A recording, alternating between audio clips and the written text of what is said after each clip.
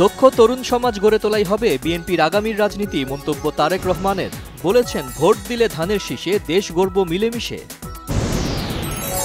আগামীতে সরকার গঠনের সম্ভাবনা রয়েছে বলেই বিএনপির বিরুদ্ধে পরিকল্পিত মিথ্যাচার হচ্ছে অভিযোগ মির্জা ফখরুল ইসলাম আলমগীরের। মধ্য ফেব্রুয়ারিতে নির্বাচনের জন্য প্রস্তুত বাংলাদেশ, বলেছেন প্রধান উপদেষ্টা। রোহিঙ্গা প্রত্যাবাসনে মালয়েশিয়ার সহযোগিতা কামনা। মালয়েশিয়ার সাথে প্রতিরক্ষা, জ্বালানি সহযোগিতা সহ 5টি স্মারক সই। বাংলাদেশে শান্তি প্রতিষ্ঠায় ডক্টর ইউনূসের ভূমিকার প্রশংসা আনোয়ার ইব্রাহিমের। বিএনপির সিনিয়র যুগ্ম মহাসচিব রুহুল কবির রিজভীর অভিযোগ, নানা ধরনের কূটকৌশলে জাতীয় নির্বাচন নিয়ে এখনও ষড়যন্ত্র চলছে।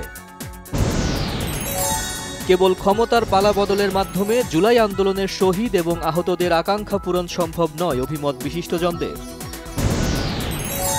জুলাই গণ অভ্যুত্থানে আহতদের প্রশিক্ষণ দিয়ে আত্মকর্মসংস্থান ব্যবস্থা করা হবে, জানিয়েছেন যুব ও ক্রীড়া উপদেষ্টা আসিফ মাহমুদ। সাবেক প্রধানমন্ত্রী শেখ হাসিনার পক্ষে মামলায় লড়তে আইনজীবী জেড আই খান পান্নার আবেদন আন্তর্জাতিক অপরাধ ট্রাইব্যুনালে নাকচ। উপদেষ্টাদের বিরুদ্ধে সুনির্দিষ্ট অভিযোগ থাকলে তাদেরও ছাড় দেওয়ার সুযোগ নেই, বলেছেন দুর্নীতি দমন কমিশনের চেয়ারম্যান ডক্টর মোহাম্মদ আব্দুল মোমেন। সাংবাদিক তুহিন হত্যায় বিএনপিকে জড়িয়ে অপপ্রচারের অভিযোগে এনসিপি নেতা সার্জিস আলমের বিরুদ্ধে 10 কোটি টাকার মানহানি মামলা।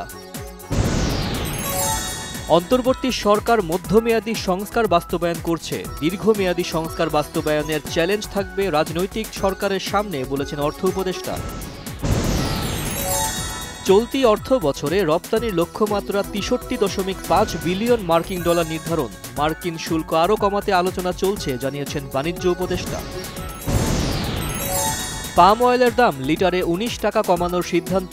বিদ্যুৎ জ্বালানি সমস্যা দূর করার তাগিদ বিজিএমইএ ও বিকেএমইএ সভাপতির।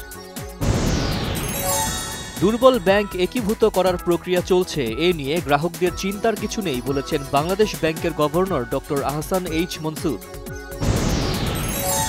মাইলস্টোন স্কুল অ্যান্ড কলেজে বিমান বিধ্বস্তে নিহতদের স্বজনদের মানববন্ধন। ক্যাম্পাস স্থানান্তরের পাশাপাশি ক্ষতিপূরণ আদায়ের দাবি। ঢাকা বিশ্ববিদ্যালয় কেন্দ্রীয় ছাত্র সংসদ ডাকসু ও হল সংসদ নির্বাচনের মনোনয়ন ফরম বিতরণ শুরু। জমা দেওয়ার শেষ তারিখ 19 আগস্ট। চট্টগ্রাম মহানগরীতে বন্দর থানার উপপরিদর্শক আবু সাইদকে কুপিয়ে জখম করার অভিযোগে আওয়ামী লীগের 18 জনকে আটক। ভারতের বিরুদ্ধে যুদ্ধ শুরুর হুমকি পাকিস্তানের সাবেক পররাষ্ট্রমন্ত্রী পাকিস্তান পিপলস পার্টি পিপিপির প্রধান বিলাওয়াল ভুট্টোর। এএফসি অনূর্ধ্ব 20 নারী ফুটবলে চূড়ান্ত পর্বে খেলা নিশ্চিত করে দেশে ফিরেছে বাংলাদেশ দল। বিমানবন্দরে খেলোয়াড়দের বরণ করে নেন বাফুফে কর্মকর্তারা। মুক্তির আগেই রজনীকান্ত অভিনীত অ্যাকশন থ্রিলার কুলি সিনেমার অগ্রিম টিকিট বিক্রির রেকর্ড। প্রথম দিনেই 100 কোটির পথে।